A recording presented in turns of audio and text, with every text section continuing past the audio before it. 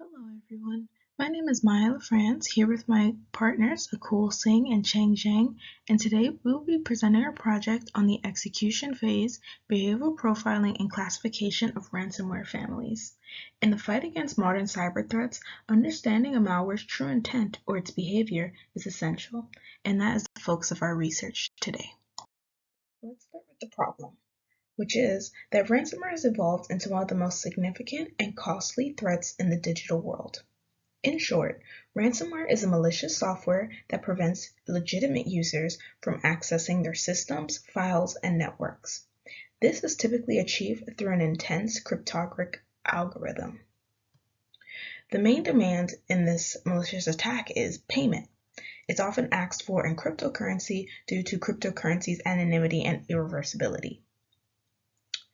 Critically, modern strains are now using an advanced evasion technique, such as polymorphism and obfuscation, to change their file structures and digital fingerprints. This bypasses the traditional signature-based detection. They also use tactics like living off the land, which consists of employing legitimate systems like PowerShell to hide their malicious intent. This has been the major motivation in our research. Obviously, traditional detection methods are becoming less effective. We need a robust defense that focuses on the malware's true intent, focusing specifically on its runtime behavior. Let's rewind and take a brief look at the history and evolution of ransomware. The concept began in 1989 with the AIDS Trojan, which used a simple symmetric encryption. And recovery was often possible because payment was insufficient. It was used via mail, and the keys were easy to discover. The middle phase, around the mid-2000s, saw a significant leap with GP Coder. This strain encrypted files and held devices ransom, and attackers started holding the private key, which increased their financial leverage. But the biggest change came in the 2010s with the integration of cryptocurrency. Cryptocurrency is anonymous and untraceable, so these anonymous and untraceable payments fuel the rise of threats like CryptoLocker, leading to the advanced evasion techniques that we see today. Ransomware has evolved beyond simple virus attacks to become one of the most significant and costly threats in the digital world, as we've discussed.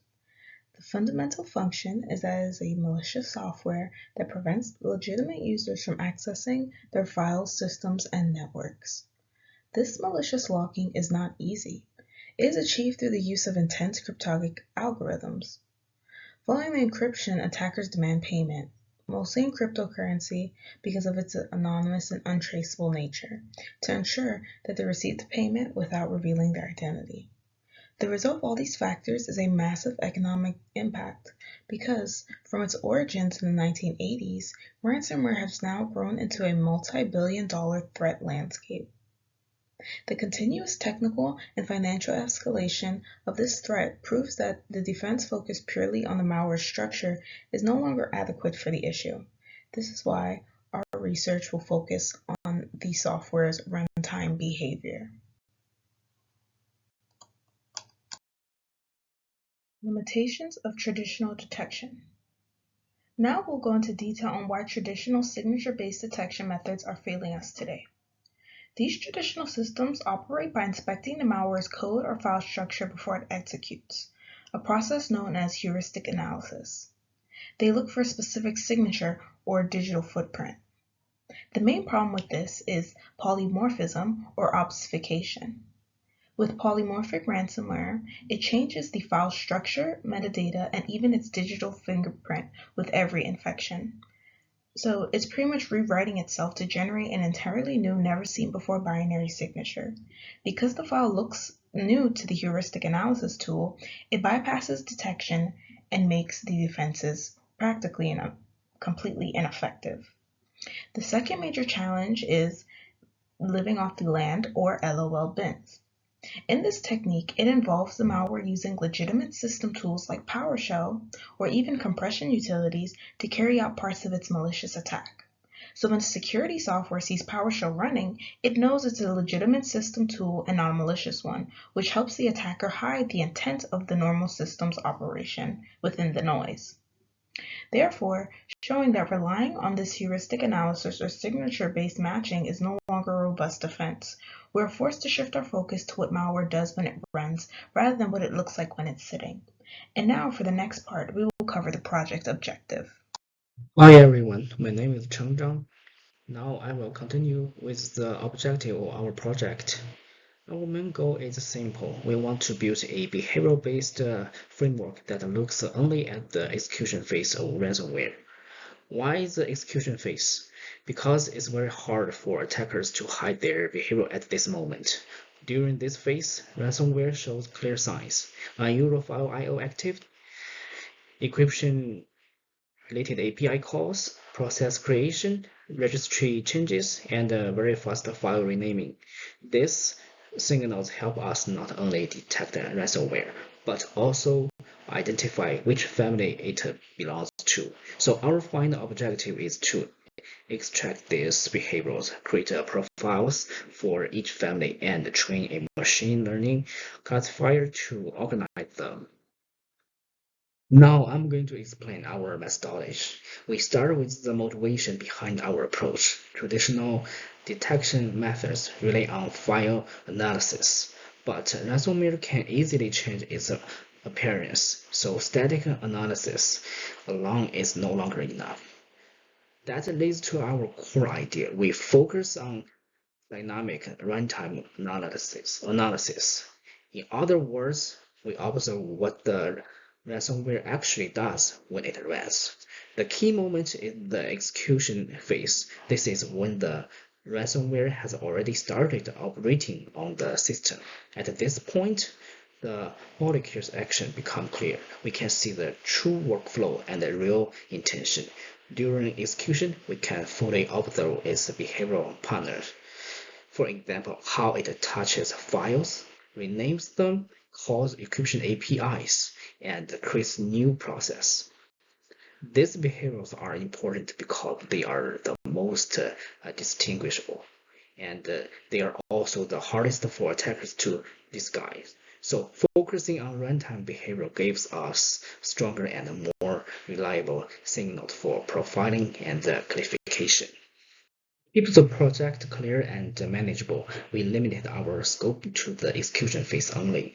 Within this scope, we track several behaviors: file reader, write intensity, file rename speed, encryption-related API calls, process creation, registry notifications, and optional network activity.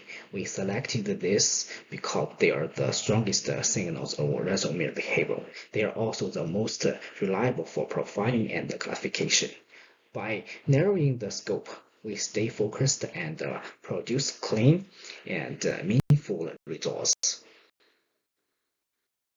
We also defined what is not included in our project. We do not study infection vectors, privilege escalation, lateral movement, cryptographic forensics, ransom note negotiation, C2 communication, or static code analysis.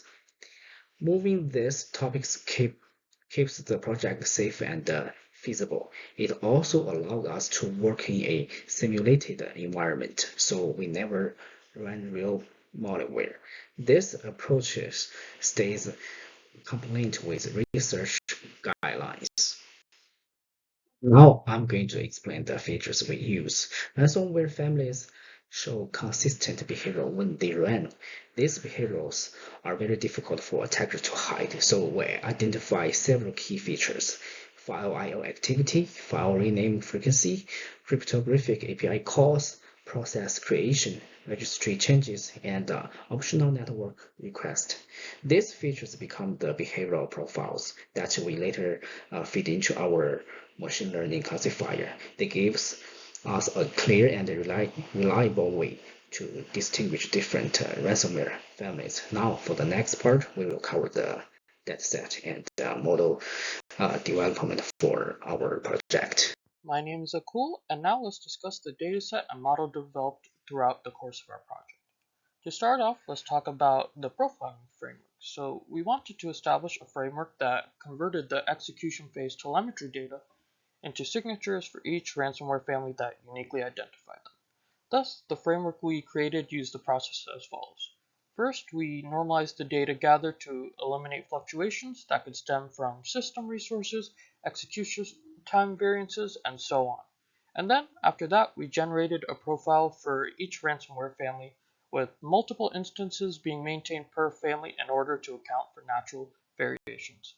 This way, we're able to enable an effective interpretation of behavioral data and link real-time monitoring to classification systems. So now, let's talk about our data set.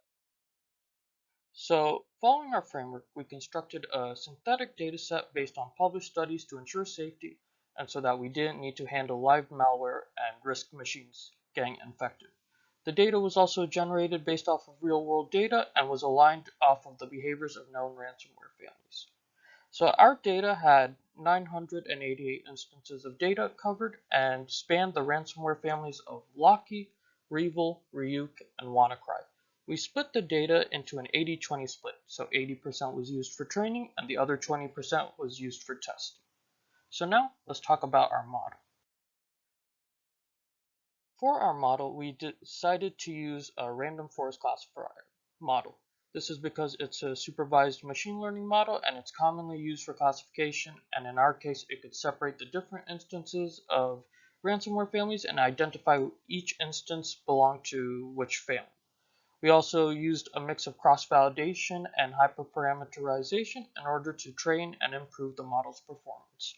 So in our case, for example, we used parameters such as the minimum samples per leaf, the number of estimators, and the minimum depth, and so on. As for cross-validation, we decided to fold the data 4 times. So it split our training data into 4 separate sections and then trained itself once on each one 4 times. And then finally, for our metrics, we decided to calculate our performance using 5 different metrics. So the first was accuracy, the second was precision, the third was recall, fourth was the F1 score, which works like accuracy, however, it measures a balance between precision and recall, and finally, our confusion matrix. So now, let's talk about our results. So after developing our model and tuning it, we found our best model to return with a 93% accuracy. This model worked perfectly in identifying the Locky family, however it did have some false predictions in identifying the others. It only misidentified 2 cases of WannaCry, but for the other 2 families, Revil and Ryuk, that's where the model struggled much more. So it would have cases, as you can see in the confusion matrix, where it falsely identified Ryuk as Revil and vice versa. So even though it struggled with that and had a few miscues, it's still important to note that overall our model still had a pretty high accuracy, as we had mentioned earlier, with 93%. Thus, we can confirm that machine learning can successfully identify ransomware families by analyzing their runtime behaviors, and we were specifically able to note that the most important features in discerning the different families were specifically the crypto calls, the write rate, and the rename count, as you can see in the bottom graphic where those were considered much more important to the model than the other features. Thus, this leads us to our conclusion. So ransomware family identification is highly possible through the usage of looking at different behavioral features for each ransomware.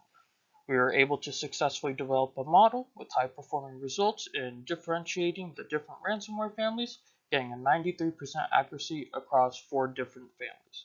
Thus, the impact of our project is that behavioral-based classification can provide identification of different ransomware in order to protect against them. It also allows for people to understand the behavior of different ransomware families and learn how they behave based on their type. Finally, it also demonstrates the potential for early threat detection now that we know how certain ransomware families act. And now, here are our reference slides. This is the first slide, now the second, and finally the third. So thanks for taking the time to view our project presentation.